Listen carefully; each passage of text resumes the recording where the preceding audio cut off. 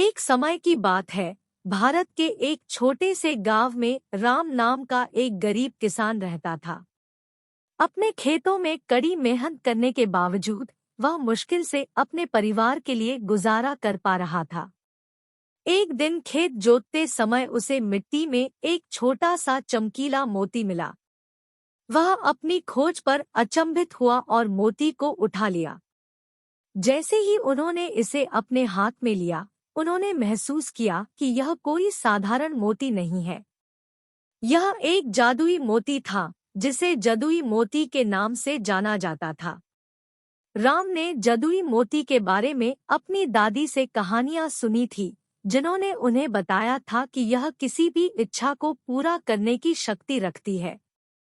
राम अपनी इच्छा पूरी होने की संभावना से उत्साहित थे और उन्होंने अपने परिवार की किस्मत सुधारने के लिए मोती का उपयोग करने का फैसला किया। राम की पहली इच्छा भरपूर फसल की थी। अगले ही दिन उसकी फसल आश्चर्यजनक दर से बढ़ने लगी। एक सप्ताह के भीतर राम ने पहले की तुलना में अधिक फसल काट ली थी। वह बहुत खुश हुआ और महसूस किया कि जदुई मोती उसके लिए सौभाग्य लेकर आया है। राम की दूसरी इच्छा एक बड़े घर की थी। अगले दिन एक धनी व्यापारी उसके गांव आया और उसने एक बड़ी राशि के लिए उसका छोटा जीर्णशीर्ण घर खरीदने की पेशकश की।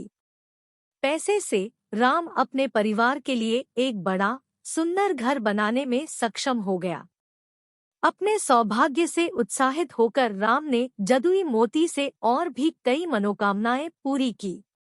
उसे एक कार की इच्छा थी और अगले दिन उसे अपने घर के सामने एक कार खड़ी मिली, जिसके अंदर चाबियां थीं। उसने अपनी बेटी की शादी की कामना की और अगले दिन एक सुंदर दूल्हा उसके घर शादी के लिए हाथ मांगने आया। लेकिन जैसे जैसे समय बीतता गया, राम लालची हो गए और स्वार्थी इच्छाएं करने लगे। वह अधिक धन, अधिक भूमि और अधिक संपत्ति की कामना करता था। उसने अपने परिवार और दोस्तों की परवाह करना बंद कर दिया और अपनी इच्छाओं के प्रति आसक्त हो गया। एक दिन उसने अपने बैंक खाते में एक बड़ी राशि आने की इच्छा की, लेकिन पैसे के बदले उन्हें अपना खाता खाली मिला।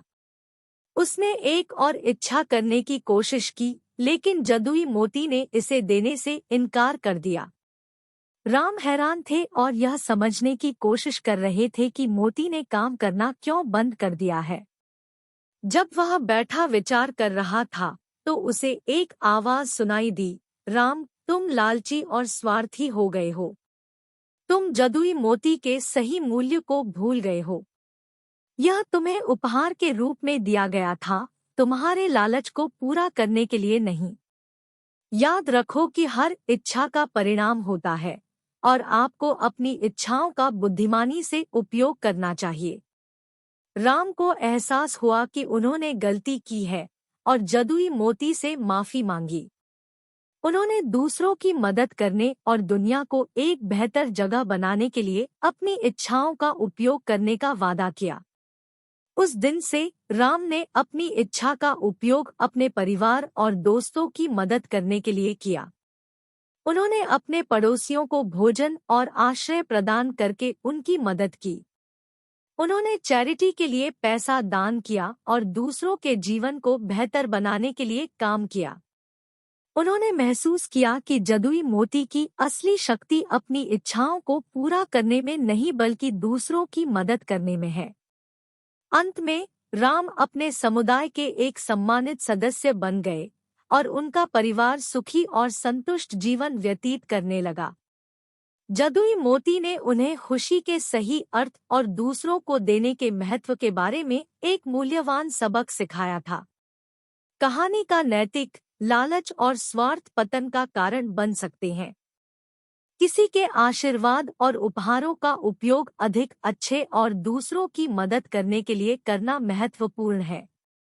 हर इच्छा के परिणाम होते हैं और उनका बुद्धिमानी से उपयोग करना आवश्यक है।